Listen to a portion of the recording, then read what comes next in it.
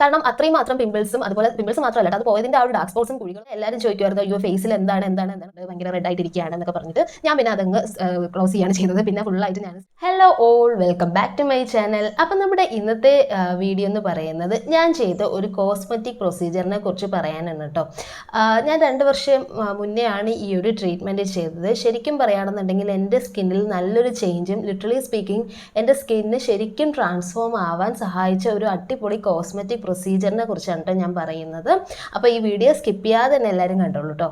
അപ്പോൾ ആ ഒരു പ്രൊസീജിയറിൻ്റെ പേരാണ് PRP എന്ന് പറയുന്നത്. അപ്പോൾ ഞാൻ ചെയ്തത് ഫേസിലായതുകൊണ്ട് PRP ഫേസ് ട്രീറ്റ്മെൻ്റ് ആണ്. PRP എന്ന് പറയുന്നത് പ്ലേറ്റ്ലെറ്റ് റിച്ച് പ്ലാസ്മ തെറാപ്പി എന്നാണ് കേട്ടോ പറയുന്നത്. ഇപ്പോൾ എല്ലാവർക്കും എനിക്ക് തോന്നുന്നു കുറേയൊക്കെ പേർക്ക് ഈ ഒരു ട്രീറ്റ്മെൻറ്റിനെ കുറിച്ച് അറിയാം. പക്ഷെ ഞാനിത് ചെയ്തത് 2 വർഷം മുന്നേ ആണ് കേട്ടോ. ആ ഒരു സമയത്ത് ഇതിങ്ങനെ ശരിക്കും ഇങ്ങനെ സ്റ്റാർട്ട് ചെയ്ത് വരുന്ന ഒരു ടൈമായിരുന്നു എന്ന് തോന്നുന്നു. പക്ഷേ ഇപ്പോൾ എല്ലാവരും ഇത് കോമൺ ആയിട്ട് ഹെയറിലും അതുപോലെ തന്നെ ഫേസിലും ഒക്കെ ഈ ഒരു PRP ട്രീറ്റ്മെൻറ്റ് ചെയ്യുന്നുണ്ട് കേട്ടോ. അപ്പോൾ ഇന്നത്തെ ഈ ഒരു വീഡിയോയിൽ ഞാൻ പറയാൻ ഉദ്ദേശിക്കുന്നത് എനിക്ക് ഈ ഒരു ട്രീറ്റ്മെൻറ്റ് ചെയ്തിട്ട് എൻ്റെ ഒരു എക്സ്പീരിയൻസും എനിക്ക് എൻ്റെ സ്കിന്നിലുണ്ടായ ചേഞ്ചസും ട്രാൻസ്ഫോർമേഷനും കാര്യങ്ങളും എല്ലാമാണ് പറയുന്നത്.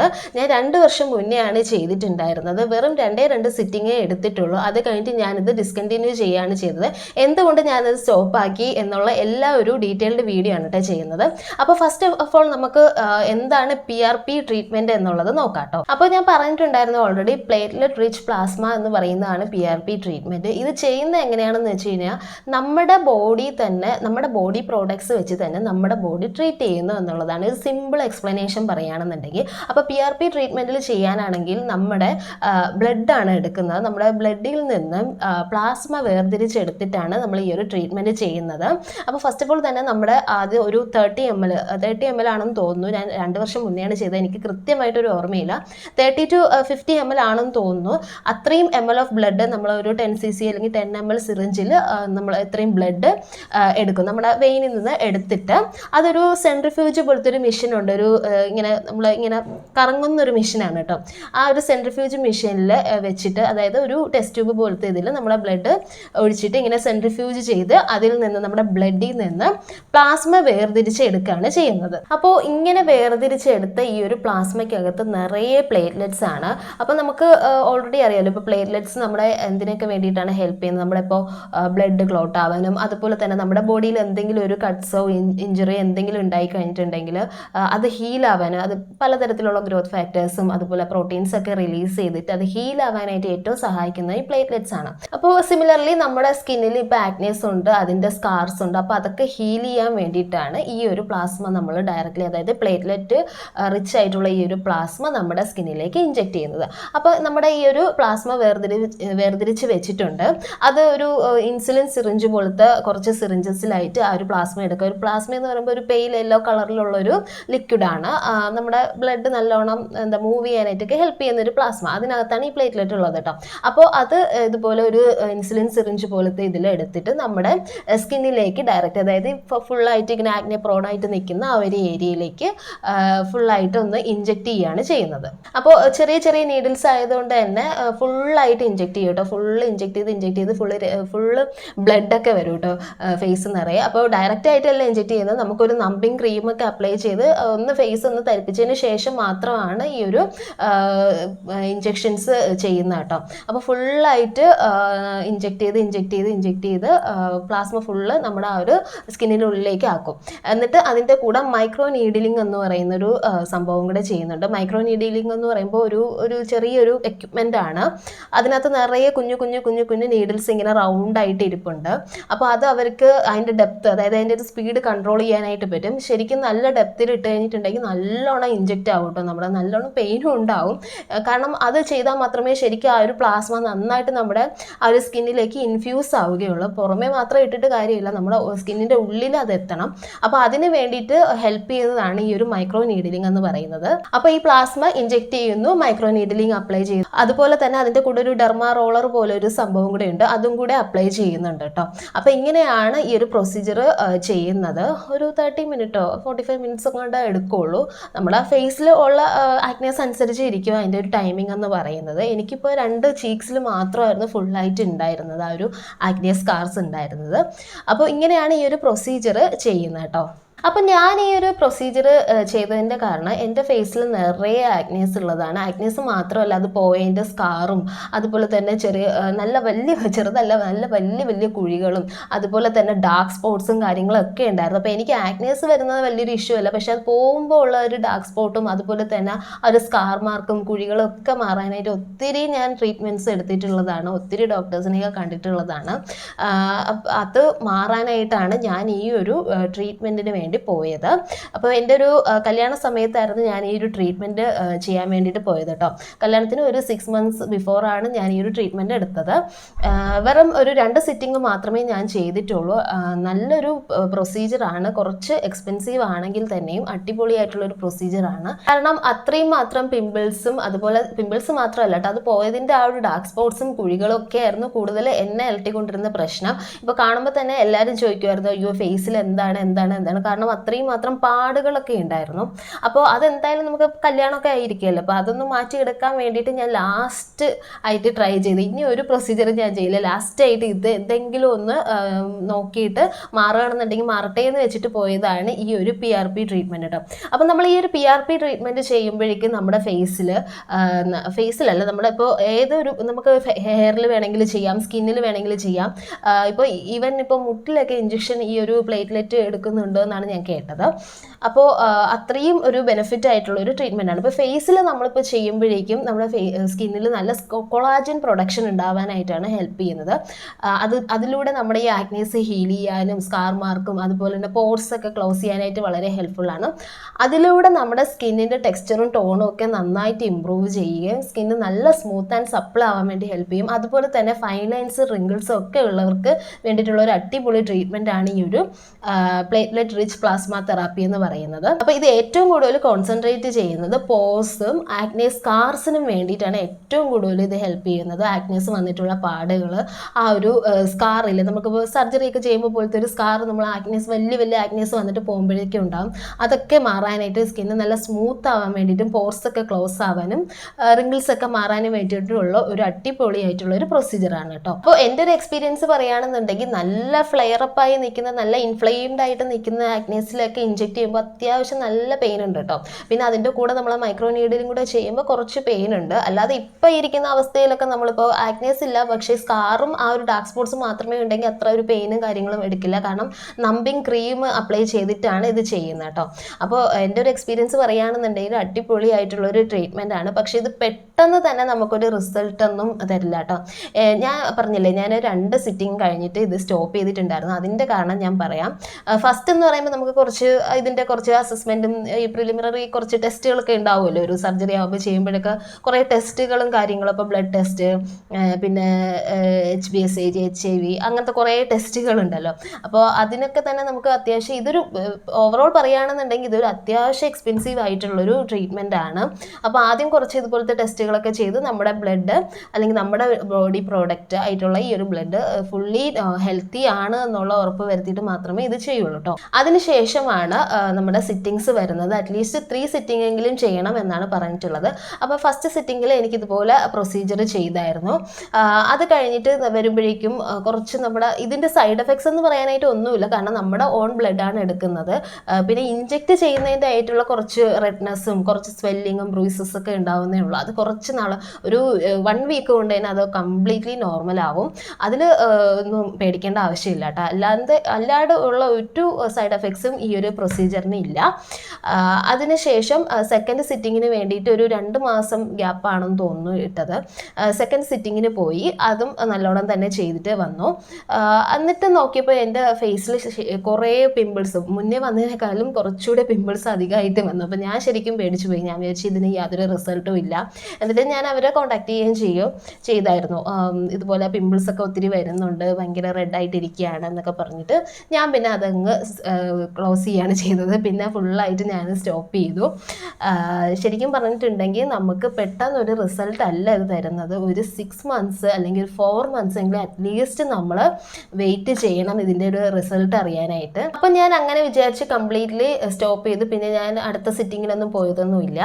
അത് കഴിഞ്ഞൊരു 4 മാസമൊക്കെ കഴിഞ്ഞപ്പോൾ ശരിക്കും എൻ്റെ സ്കിന്നിൽ എന്തോ ഒരു വ്യത്യാസം എനിക്ക് തന്നെ തോന്നി തുടങ്ങി. എന്ന് വെച്ചാൽ പഴയ ഒരു ഡാർക്ക് സ്പോട്സുകളെല്ലാം നന്നായിട്ട് ഫെയ്ഡായി. അതുപോലെ തന്നെ സ്കിന്ന് കുറച്ചുകൂടെ ഒന്ന് എന്താ പറയുക, ഇപ്പോൾ കുറേ ഇങ്ങനെ ഗട്ടറായിട്ടുള്ളൊരു റോഡിൽ പുതിയ ഒരു ടാർ ഇട്ടാൽ എങ്ങനെ ഇരിക്കും അതുപോലെ ഒരു സ്മൂത്തനിങ് എൻ്റെ ഫേസിൽ തോന്നിയായിരുന്നു. അത്രയും മാത്രം സ്കാർ അല്ലെങ്കിൽ ഒരു പോർസ് ഉണ്ടായിരുന്നു.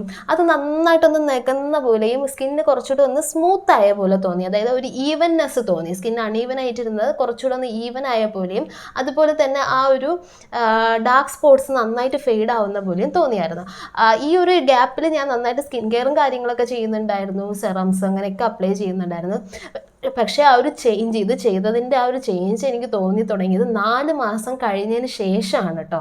അപ്പം ഞാൻ ശരിക്കും റിഗ്രറ്റ് ചെയ്തു, ഒരു 3rd സിറ്റിങ്ങും കൂടെ ഉണ്ടായിരുന്നെങ്കിൽ കംപ്ലീറ്റ്ലി എനിക്കൊരു നല്ലൊരു ചേഞ്ച് ഉണ്ടാവുമായിരുന്നു എന്ന്. പക്ഷേ ഇപ്പോഴും എൻ്റെ ഫുള്ളായിട്ട് അങ്ങ് മാറിയിട്ടൊന്നുമില്ല. പക്ഷെ നല്ല അടിപൊളിയായിട്ടുള്ളൊരു 75% എൻ്റെ സ്കിന്നിലുണ്ടായിരുന്ന ആ ഒരു ഇഷ്യൂസ് മാറി എന്നുള്ളതാണ്. ഫുള്ളായിട്ട് നമ്മൾ ആ ഒരു ട്രീറ്റ്മെൻറ്റ് പാക്കേജ് ഫുള്ളായിട്ട് കംപ്ലീറ്റ് ചെയ്യണമെന്നുണ്ടെങ്കിൽ അടിപൊളി റിസൾട്ടായിരിക്കും നമുക്ക് കിട്ടുന്നത്.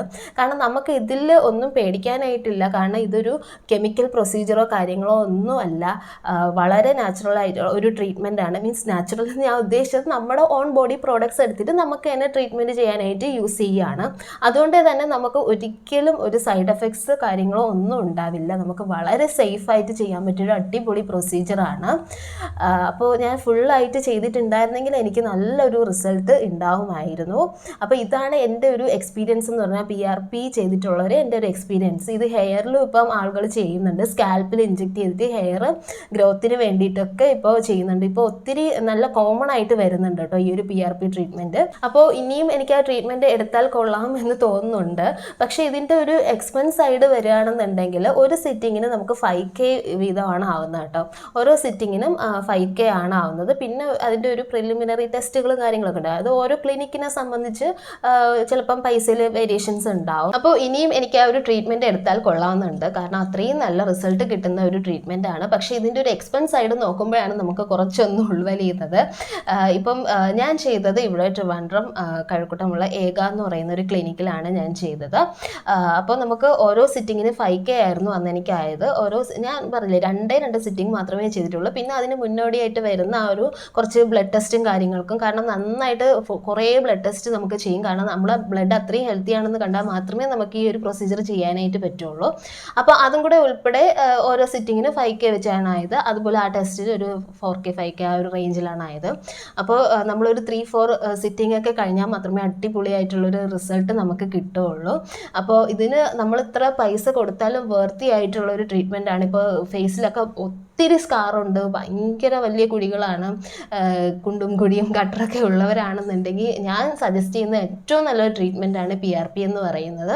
അതുപോലെ തന്നെ ഡാർക്ക് സ്പോട്ട്സിനും ആക്നേസിനും റിങ്കിൾസിനും ഫൈൻ ലൈൻസിനും ഒക്കെ പറ്റിയൊരു അടിപൊളിയായിട്ടുള്ളൊരു ട്രീറ്റ്മെൻറ്റാണ് ഈ ഒരു PRP. വളരെ സേഫായിട്ട് നമുക്കിത് ചെയ്യാൻ പറ്റും കേട്ടോ. അപ്പോൾ ഈ ഒരു കെമിക്കൽ പീലിംഗ് അങ്ങനത്തെ കുറേ കെമിക്കൽ വെച്ചിട്ടുള്ള ട്രീറ്റ്മെൻറ്റിനേക്കാളും ഏറ്റവും നല്ലൊരു സേഫായിട്ടുള്ള ട്രീറ്റ്മെൻറ്റ് ഇതാണ്. നിങ്ങൾക്ക് ഈ പറഞ്ഞ പോലത്തെ ഇഷ്യൂസ് ഉണ്ടെങ്കിൽ നല്ല റിസൾട്ട് കിട്ടണമെന്നുണ്ടെങ്കിൽ നിങ്ങൾക്ക് പോകാൻ പറ്റിയൊരു ഏറ്റവും നല്ല ട്രീറ്റ്മെൻ്റ് ആണ് ഈ ഒരു PRP ട്രീറ്റ്മെൻറ്റ് കേട്ടോ.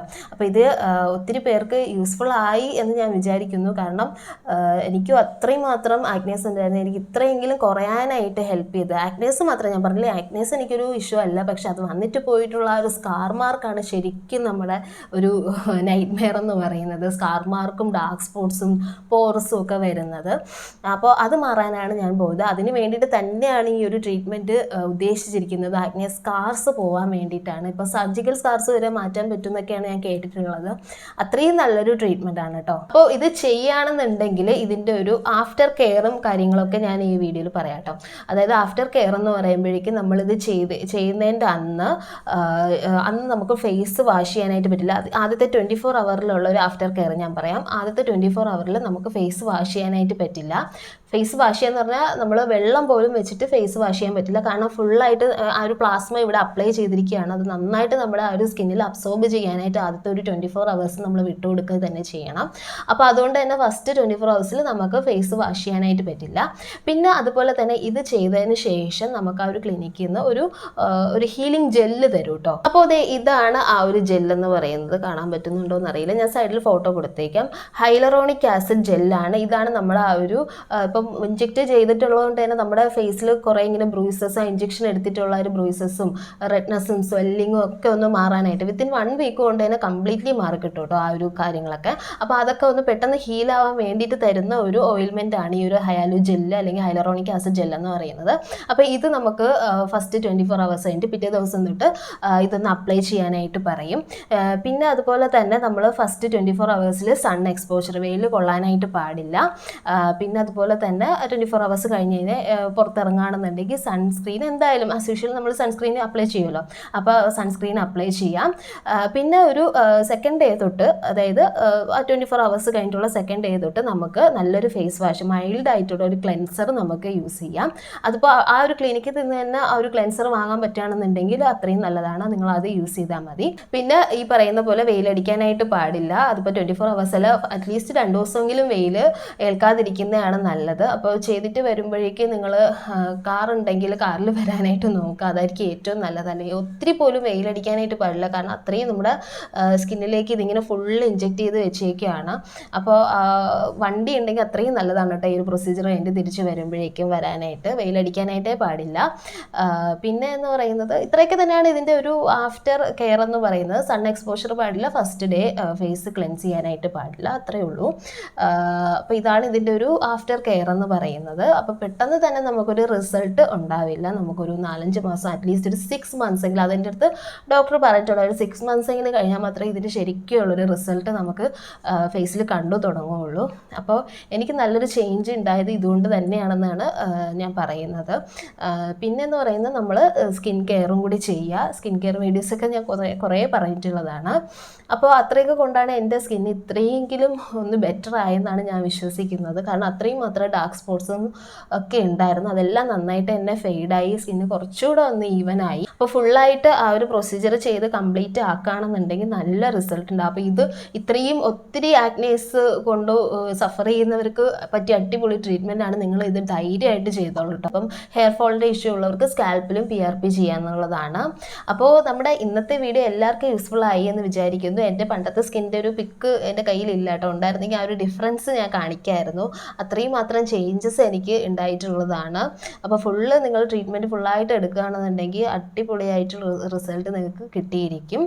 അപ്പോൾ നമ്മുടെ ഇന്നത്തെ വീഡിയോ ഇത്രയേ ഉള്ളൂ. എല്ലാവർക്കും യൂസ്ഫുൾ ആയി എന്ന് വിചാരിക്കുന്നു. അപ്പോൾ ഈ ഒരു ഇഷ്യൂ ആയിട്ട് സഫർ ചെയ്യുന്നവർ കണ്ണടച്ച് പൊക്കോളൂ, അത്രയും സേഫ് ആയിട്ടുള്ളൊരു കോസ്മെറ്റിക് പ്രൊസീജിയറാണിത്. പിന്നെ എന്താ പറയുക, അപ്പോൾ ഈ വീഡിയോ എല്ലാവർക്കും യൂസ്ഫുൾ ആയി എന്ന് വിചാരിക്കുന്നു. അപ്പോൾ നെക്സ്റ്റ് വീഡിയോയിൽ കാണുന്നവരെ ഓക്കെ ബൈ. അപ്പോൾ എൻ്റെ channel like, share and subscribe കേട്ടോ.